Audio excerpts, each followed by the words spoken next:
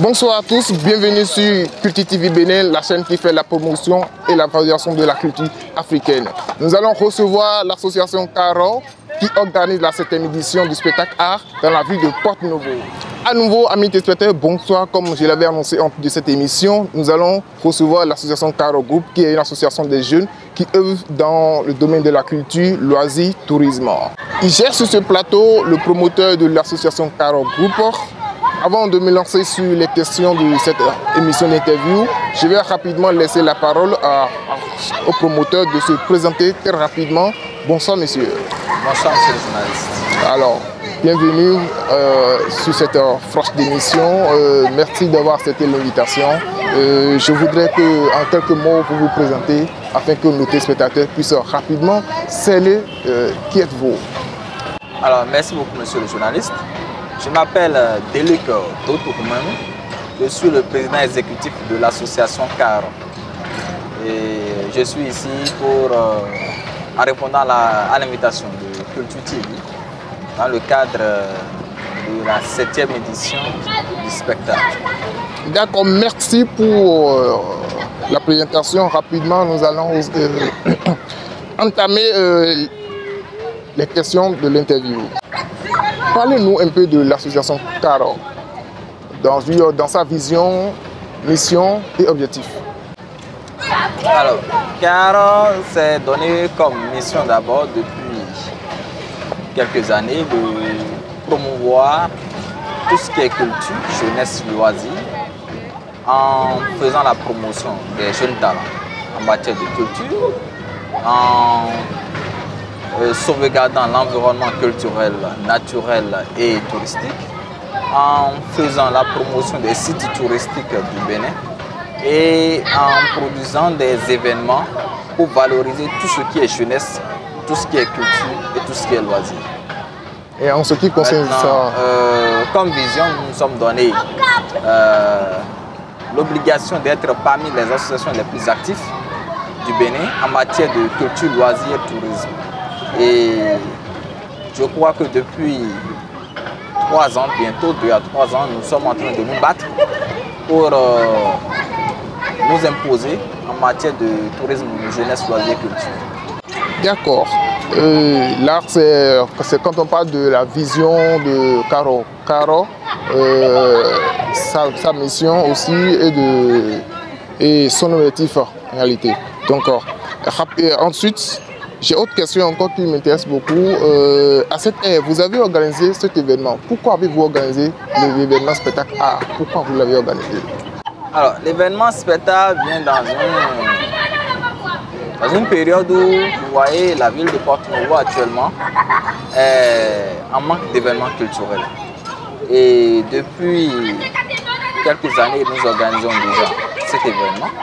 Nous avons amené cet événement pour faire la promotion des jeunes artistes en matière d'humour, de musique, de danse et de théâtre pour qu'ils puissent vraiment réveiller cette ville-là à travers un spectacle que nous organisons déjà et qui a sa 7e édition. Voilà le but vraiment. Et je peux dire que ceci, c'est un retour. Un retour puisque depuis quelques mois, on n'a plus parlé d'événements de Caro, surtout à cause du Covid-19. Ok, d'accord. Donc, si je sais un peu, c'était dans l'optique de valoriser les talents des jeunes dans le domaine de la danse, de l'humour, de la musique, c'est ça? Exactement. Dans cette optique. Et offrir à Porte-Novo un vrai spectacle. Un vrai spectacle, d'accord. Est-ce que dans cette vision-là, de pouvoir gagner ce spectacle-là, est-ce que les jeunes qui vont participer à cet événement, est-ce qu'ils auront l'opportunité de pouvoir promouvoir le talent qu'ils vont montrer à ce jour-là? Alors, ils auront 3 heures de spectacle. 3 à 4 heures de spectacle. Bien organisé, puisque vous voyez, le spectacle que nous produisons, les gens le voient. Mais les gens ne savent pas que c'est un travail, un pré-travail qui se fait. Il y a des répétitions de groupe qui se font avec des encadreurs bien précis. Et cela toujours pour assurer la qualité de tout cela. Et là, ensemble, on voit déjà avec les acteurs, les animateurs et les encadreurs comment organiser quelque chose de potable pour la ville. Donc je crois que tous ceux qui viendront auront la preuve concrète qu'à Porto-Novo et dans les environs, nous en avons tellement d'artistes en matière de musique, de théâtre, de danse, qui peuvent vraiment rivaliser avec les grands. D'accord. Alors, que peut-on retenir des autres événements, des autres éditions que vous avez déjà organisées? Parce qu'aujourd'hui, maintenant, vous êtes à la 7e édition. Que peut-on retenir des autres éditions? Alors, il y a un peu... Genre, un bref bilan. L'aventure a démarré au siège des arts de la culture de Missérété. Et je crois que la 2e édition a eu lieu à l'espace Unité. 3e et 4e, nous l'avons fait au Chipion, le jardin des plantes et de la nature. Le 5e à l'espace Diplomate. Le 6e, nous sommes revenus à l'espace Unité et nous avons décidé de faire le 7e au parc Disneyland. Et en matière des 6 éditions passées, je pense que ça a été un bilan vraiment positif. Nous avons eu vraiment des acteurs, des artistes qui se sont fait découvrir, qui ont vraiment montré ce dont ils sont capables. Et nous avons eu une équipe de Caro qui a assuré la promotion après ce spectacle, puisqu'il y a un travail après ce spectacle qui se fait pour faire la promotion de ceux-là qui ont vraiment émergé sur scène. Et je crois que le bilan, nous pouvons retenir un bon bilan des 6 éditions passées. Le public a aimé le spectacle, c'est pour ça que nous continuons de le faire. C'est pour ça qu'avant qu'on mettait beaucoup trop de cas avant d'organiser un spectacle comme ça, mais le public en a tellement réclamé que nous sommes obligés de retrousser vraiment le manche pour leur offrir de bons spectacles. Voilà, de bons spectacles. Ceci régulièrement. D'accord, de bons spectacles, juste en faisant le bilan des 6 éditions passées déjà. Vous êtes déjà à la 7e édition. En quoi la 7e édition est différente des autres éditions que vous avez déjà organisées? Alors, la 7e édition va permettre à la population de Porto-Novo de découvrir d'autres artistes qui n'étaient pas sur le spectacle, sur les 6 éditions du spectacle, mais qui viendront cette fois-ci sur le spectacle. Et en plus de ça, nous avons renforcé la qualité. Parce que la crise de la Covid-19 nous a permis de mieux entraîner les acteurs. Les gens ont pensé que bon, la crise est là, les gens n'ont pas travaillé. Mais nous avons tellement travaillé et ça serait comme une restitution du travail fait. De renforcer encore la capacité pendant ces mois-là. Et je crois que ce que nous allons produire, la population va beaucoup plus aimer.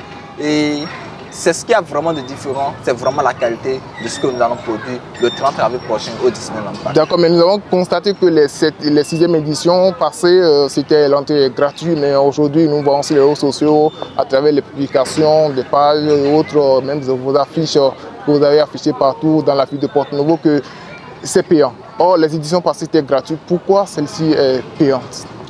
Alors, pourquoi cette édition est payante? Ouais, nous sommes dans un cadre privé, vous voyez, un cadre qui d'abord l'entrée était déjà payante.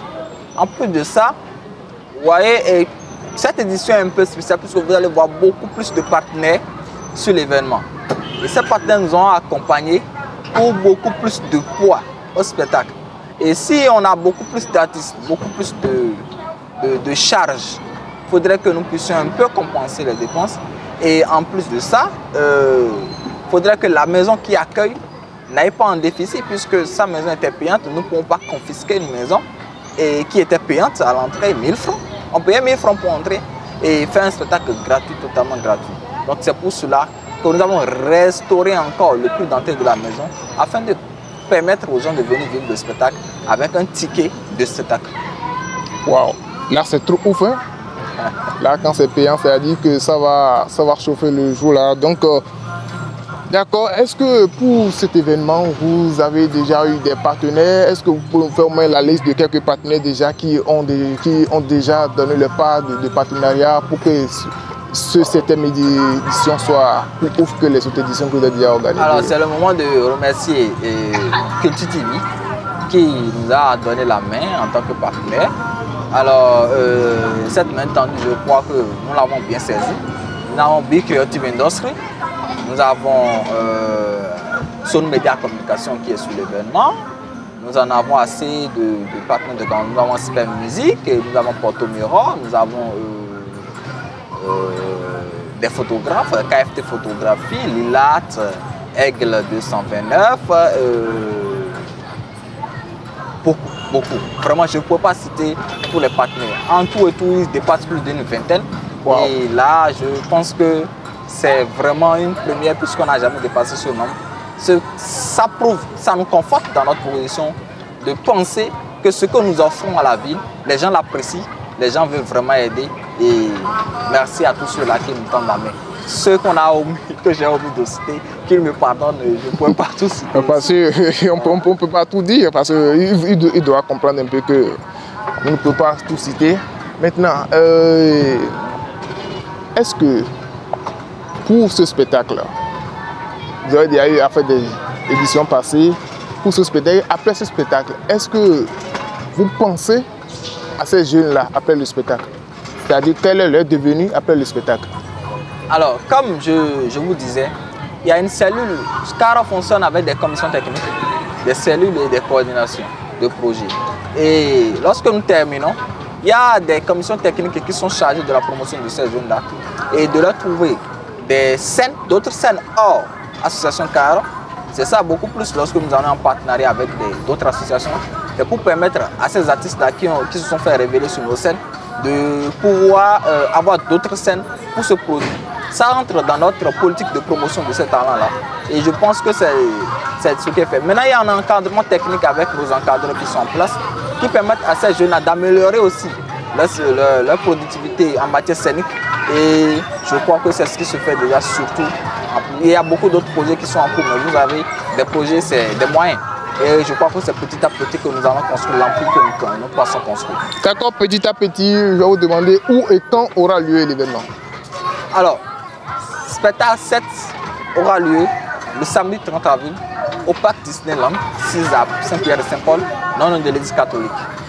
Et quels sont les contacts, les gens qu'on peut contacter pour y accéder à l'événement et qui sont ceux qui peuvent participer? Est-ce que l'événement est accessible pour tout le monde, pour les enfants et tout le monde? Qui sont ceux qui peuvent participer à cet événement-là? L'événement est pour tout le monde, enfants, jeunes, adultes. Ce que nous proposons, nous le faisons pour que tout le monde ait sa part. Amoureux du classique ait aussi sa part du gâteau. Amoureux de l'humour ait sa part du gâteau. Amoureux de la musique ait sa part du gâteau. Amoureux de la danse ait sa part du gâteau. Le gâteau est vraiment partagé équitablement et je pense que c'est pour enfants, jeunes, adultes, c'est pour tout le monde. Le spectacle est ouvert pour tout le monde. Pour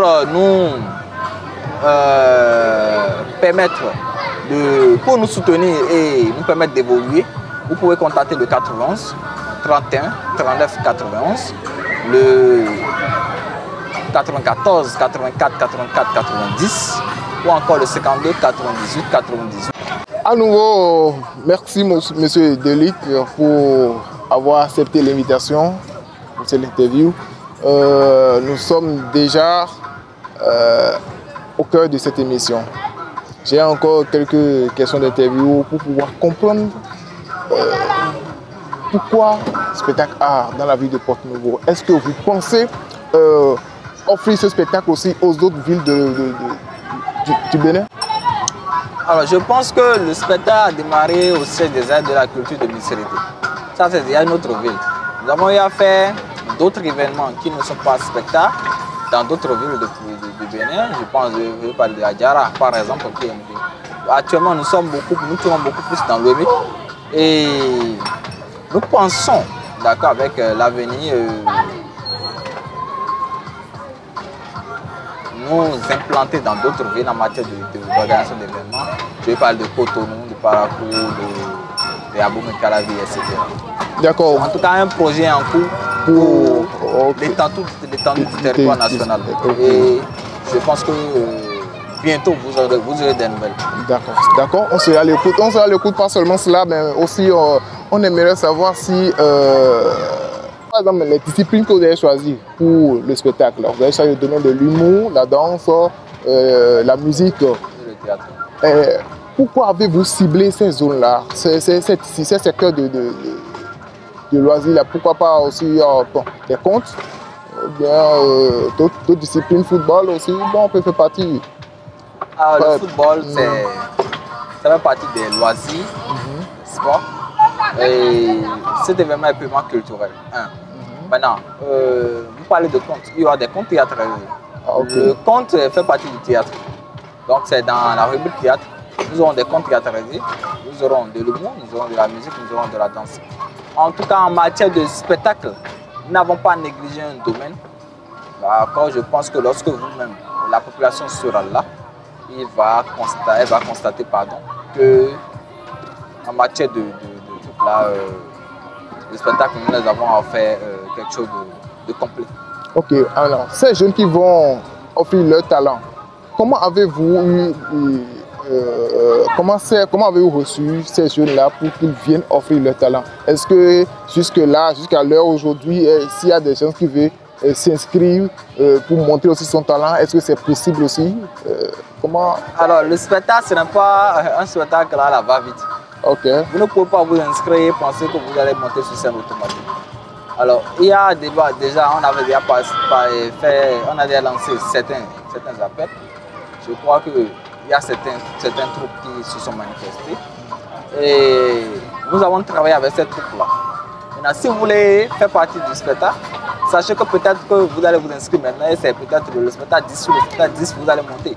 Tant que vous n'êtes pas prêt, tant que vous ne pouvez expliquez un peu cela, parce que c'est important, parce que les gens vont ici intéresser à la chose et maintenant seront bloqués. Expliquez pourquoi on ne peut pas s'inscrire aujourd'hui en même temps, demain, monter son talent. Voilà. Quelles sont les procédures? Le talent est peut-être plus. Voilà. Mais c'est peut-être pas travailler pour que la population puisse aimer. Vous savez, lorsque tu viens, il y a une équipe technique qui se déplace vers toi, vers ton lieu de travail.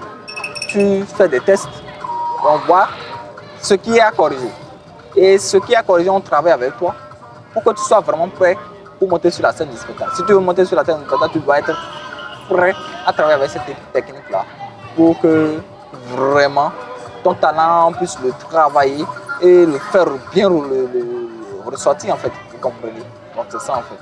Donc c'est pas un truc à la hack qu'il faut monter, qu'il faut s'inscrire, monter sur scène en même temps et monter le temps. On peut pas donc il faut un coaching encore pour ces jeunes là d'abord. Voilà, okay. On tient vraiment à la qualité du spectacle. On ne peut pas jouer avec la qualité du spectacle en mettant sur scène des gens que nous ne maîtrisons pas en matière de... D'accord, monsieur Deluc. Alors un mot de fin pour clôturer cette tranche d'émission et un mot à l'endroit de ces participants ou bien des gens qui vont participer à ce spectacle. Aussi, qu'est-ce que pour leur dire, pour leur chuchoter un peu, donner un avant-goût de l'événement quoi. Alors, pour finir, je dirais, population de Porto-Novo, faites massivement le déplacement.